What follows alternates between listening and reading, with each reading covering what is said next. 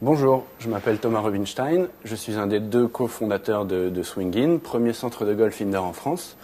On est situé à La Défense, à 2 pas du centre d'affaires, à Courbevoie exactement, et on utilise des simulateurs de golf. Donc je me trouve actuellement dans un des 5 simulateurs de golf, qui est vraiment un système toute dernière génération, puisqu'on utilise un système de radar qui se trouve derrière l'écran de jeu, et qui pour la première fois va analyser le vol de la balle. C'est ça qui est tout à fait nouveau en termes de simulation de golf, puisqu'on avait jusqu'à aujourd'hui des systèmes qui analysaient le passage de la tête de club avec des capteurs. Ici c'est l'inverse, le radar ne voit que la balle.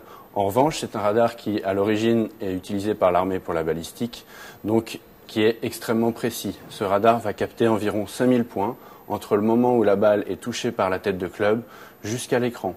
Ensuite, il envoie toutes ces informations à un logiciel géré par un ordinateur tout à fait classique qui va retranscrire cette trajectoire dans un environnement entièrement en 3D. Donc, ça peut être un practice ou un des 30 parcours qui ont été modélisés dans ce logiciel. On peut donc jouer à Pebble Beach, à Spyglass, à St Andrews, à des parcours assez mythiques.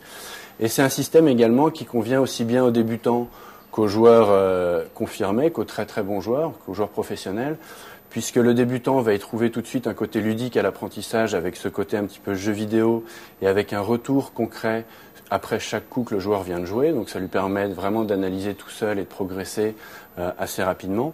Et ça permet également aux très bons joueurs de pouvoir capter des données qui sont habituellement invisibles à l'extérieur, comme les vitesses de balle, comme les distances qui sont extrêmement précises, mais également les effets de cette balle, les angles de décollage, etc., qui vont lui permettre de sortir certaines statistiques sur chaque club et notamment de pouvoir étalonner ces clubs. Ça veut dire connaître la distance moyenne qu'on fait avec et s'en servir à l'extérieur par la suite.